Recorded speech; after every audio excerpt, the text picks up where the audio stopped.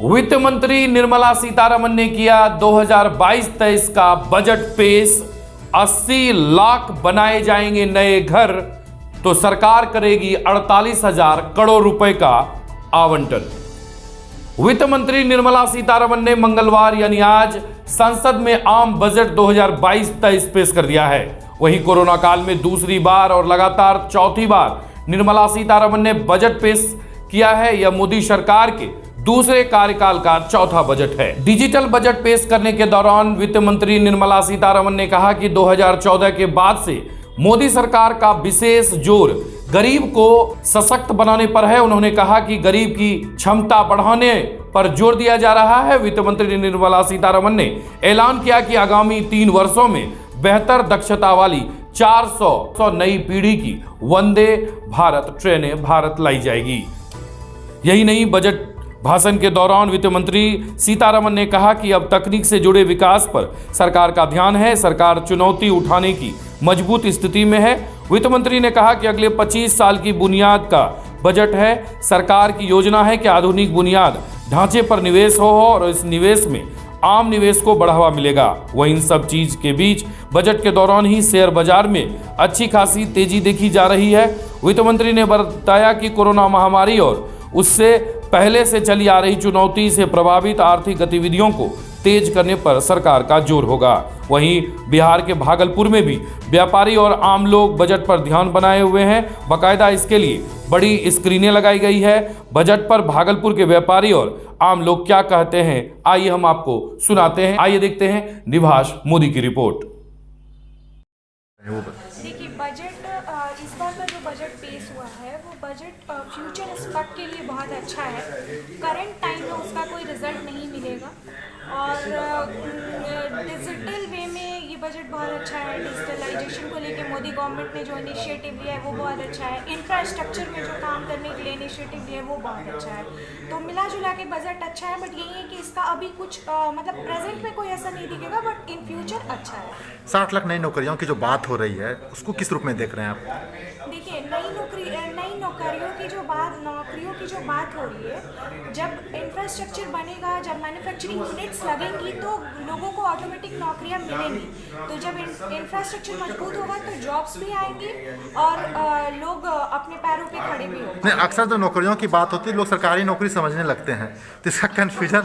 देखिए, मेरे अकॉर्डिंग हमारे यहाँ के जो युवा हैं वो कहीं ना कहीं इस चीज़ में ठीक है, लोग सरकारी नौकरियां चाहते हैं, बट वो खुद भी अगर कुछ करना चाहे तो कर सकते हैं। अच्छा, मतलब एक उद्यमी होने के नाते आपसे पूछेंगे, युवा उद्यमी है तो आप 10 में से कितना नंबर दीजिएगा मोदी सरकार को इस बजट के लिए?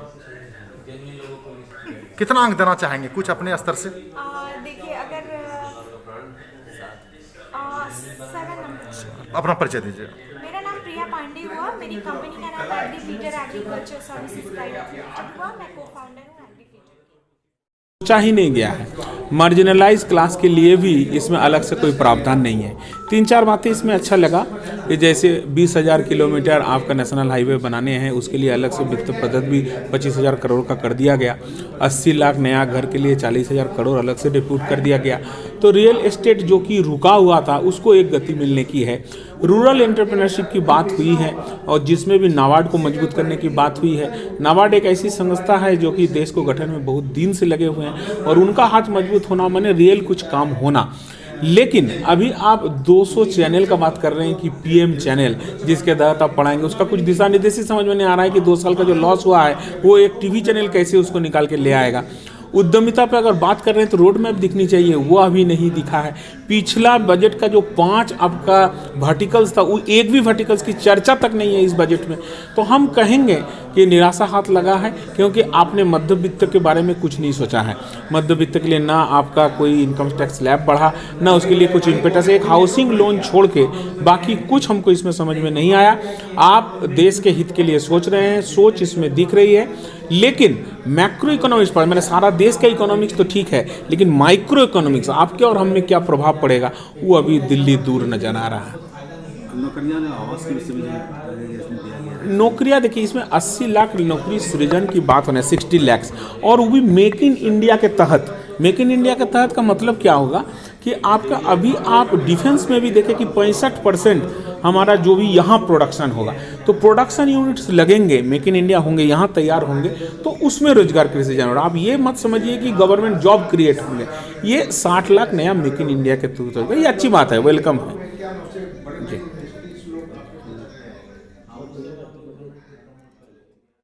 इस बार के बजट को आप किस रूप में देख रहे हैं?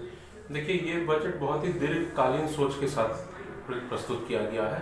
एक स्ट्रक्चरल रिफॉर्म की कोशिश वित्त मंत्री ने की है और बहुत सारी ऐसी चीज़ों को उन्होंने जैसे गति शक्ति के मार्ग से या टाउन प्लानिंग के हिसाब से बात करके, टायर 2 और 3 सिटीज़ की बात करके, एक किसानों को पीपीपी मॉडल से मॉडर्नाइज करने के प्रयास से इन्होंने कोशिश की है कि एक बहुत लंबे, अब जैसा उन्होंने शुरू में ही कहा था कि ये आज़ादी के 100 सालों के लिए, ये अगले 25 साल के लिए रोड मैप बना रही हैं। 60 लाख नई नौकरी की बात हो रही है, 80 लाख नए घरों की बात हो रही है, तो इसको आप किस रूप में देख रहे हैं? नौकरी को किस रूप में देख रहे हैं? देखिए, यही तो वो बुनियादी चीजें हैं ना जिससे कि इकोनॉमी में ग्रोथ आएगा, आज रोजगार के अवसर पैदा होंगे, सबको हाउसिंग दिया जा रहा है, तो उससे कहीं ना कहीं जीवन स्तर में बदलाव आएगा और उसी से देश की इकोनॉमी में ग्रोथ भी आएगा। 80 लाख नए घर की जो बात हो रही है, इसमें कुछ नया लग रहा है आपको? देखिए, 80 लाख जो नए घर की बात हो रही है, तो आप ये सोचिए, आप ये समझिए कि रियल एस्टेट सेक्टर से प्रत्यक्ष या अप्रत्यक्ष रूप से 300 इंडस्ट्री जुड़ी होती है। तो अगर 80 लाख नए मकान बनेंगे तो आप सोच लीजिए कि कितनी उद्योगों को इससे सहारा मिलेगा, वो पूरी इकोनॉमी को इससे एक बूस्ट मिलने वाला है। मोदी सरकार के इस बजट को आप 10 में से कितना अंक देना चाहेंगे? कम से कम 7.5। 7.5। जी। अपना परिचय दीजिए। आलोक अग्रवाल, महासचिव ईस्टर्न बिहार इंडस्ट्री।